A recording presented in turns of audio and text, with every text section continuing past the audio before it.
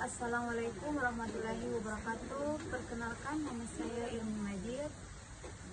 Nah, pada video kali ini saya akan menjelaskan tentang prinsip-prinsip belajar. Nah, teman-teman penasaran kan apa itu prinsip-prinsip belajar? Mari simak video berikut. Prinsip-prinsip belajar.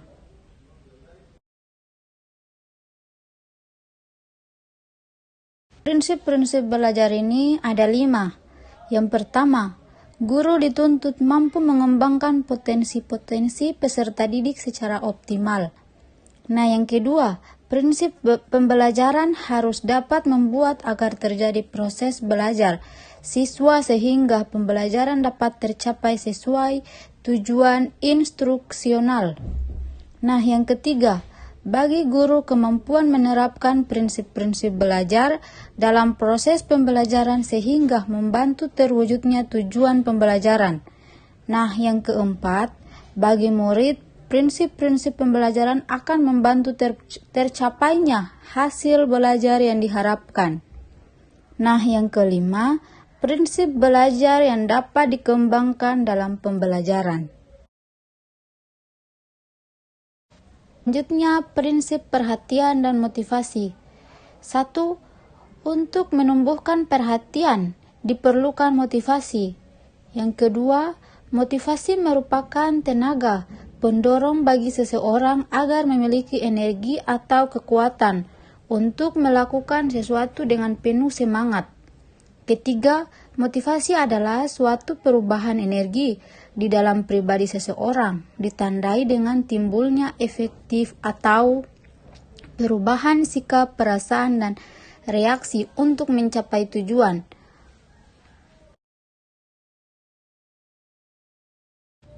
Nah, yang keempat, motivasi terkait erat dan kebutuhan.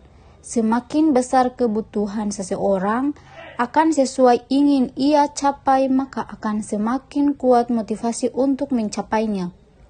Kelima, guru hendaknya dapat meyakinkan siswa bahwa hasil belajar yang baik adalah suatu kebutuhan guna mencapai sukses yang dicita-citakan. Kebutuhan dapat berubah, perilaku, disikap terpuji, dan keterampilan. 6. Guru harus dapat merubah atau memaknai tujuan pembelajaran menjadi kebutuhan, maka siswa akan lebih mudah mendorong aktivitas belajar. Ketujuh, motivasi dapat bersifat internal dan eksternal. Motivasi internal adalah merupakan dorongan dari dalam diri individu untuk melakukan aktivitas, sedang motivasi eksternal dorongan dari luar. Nah, yang kedelapan, motivasi eksternal melalui proses pembelajaran dapat berubah menjadi motivasi internal. Nah, yang selanjutnya prinsip transfer dan retensi. 1. Tujuan belajar dan daya ingat menguatkan retensi. Kedua, retensi dipengaruhi oleh kondisi psikis dan fisik di mana proses belajar terjadi. Ketiga, proses saling mempengaruhi dilihat dari sisi bahan ajar yang saling sebelumnya dan selanjutnya bersambung. 4. Pada setiap akhir pembelajaran diusahakan dibuat pemahaman generalisasi yang dapat memperkuat transfer dan referensi. Di sini ada juga prinsip keaktifan. Yang pertama, prinsip bahwa siswa adalah manusia yang secara kodratif sebagai makhluk yang aktif, yang dapat diarah positif atau negatif tergantung sikon yang ada. Yang kedua, indikator keaktifan siswa adalah keterbitan secara optimal, baik intelektual dan emosional dan fisik. Nah, yang ketiga, untuk mentransfer konsep atau ide dan pengertian kepada siswa, pemindahan dilakukan dengan interpetensial dan dimanakah konstruksional oleh siswa melalui pengalamannya. Selanjutnya, implikasi proses pembelajaran. Pertama, guru harus memberikan kesempatan seluas-luasnya untuk beraktivitas dalam proses belajar. Yang kedua, memberikan tugas individu pengamatan penyelidikan di bawah kontrol. Yang ketiga, memberikan respon atau penghargaan secara verbal atau nonverbal kepada siswa. Yang keempat, bila memaknai multimedia di dalam pembelajaran. Prinsip keterlibatan langsung. 1. Prinsip gelas jar adalah hakikatnya adalah suatu perubahan. Yang kedua, keterlibatan langsung siswa dalam proses pembelajaran mencakup intelektual, emosional, dan fisik, sehingga siswa aktif belajar. Selanjutnya, prinsip pengulangan. Yang pertama, menurut teori psikologi daya, belajar adalah melatih daya-daya yang ada pada manusia, berpikir, mengingat, mengamati, menghafal, menangkap. Yang kedua, bila dipakai pendekatan stimulus, respon common akan belajar merupakan suatu upaya untuk mengkondisikan dan membiasakan suatu perilaku. Yang ketiga, belajar hakikatnya membentuk suatu kebijakan sehingga melalui pengulangan siswa akan terbiasa melakukan dengan baik sesuai perilaku yang diharapkan.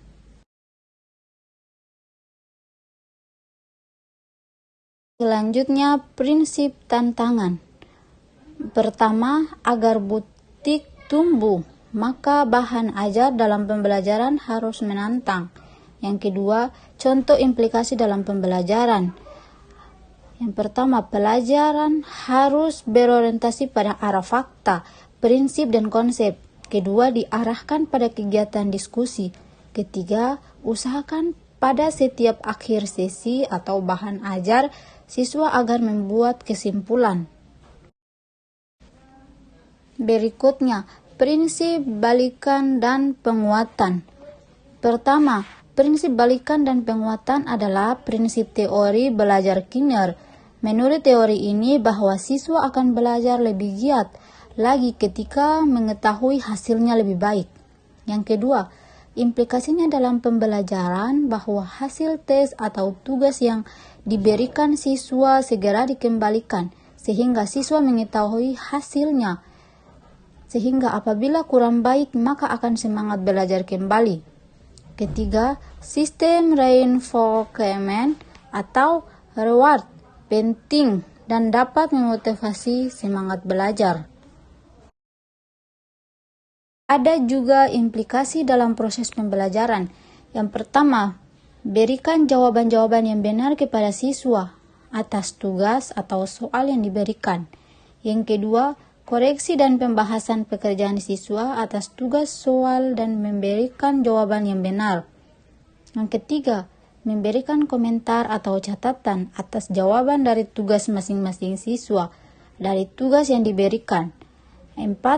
Mengumpulkan peringkat secara terbuka kepada siswa. Yang kelima, memberikan reward atau penghargaan kepada siswa yang berprestasi.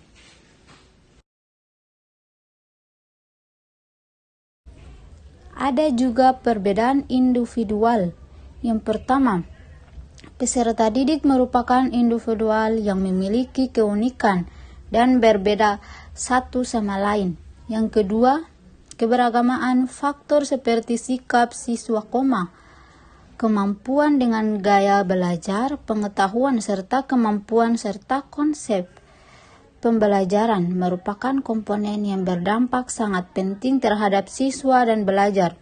Ketiga, pengalaman terhadap siswa dalam interaksi belajar mengajar merupakan faktor yang sangat mendasar bagi guru dan kepentingan proses pembelajaran agar menyentuh kepentingan siswa dan minat mereka.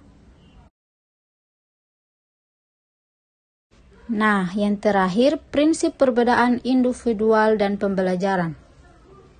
1. Para siswa harus didorong untuk mampu memahami potensi dirinya sendiri, kekuatan dan kelemahan dirinya. Yang kedua, para siswa membutuhkan variasi layanan, tugas, bahan dan metode yang selaras dengan minat.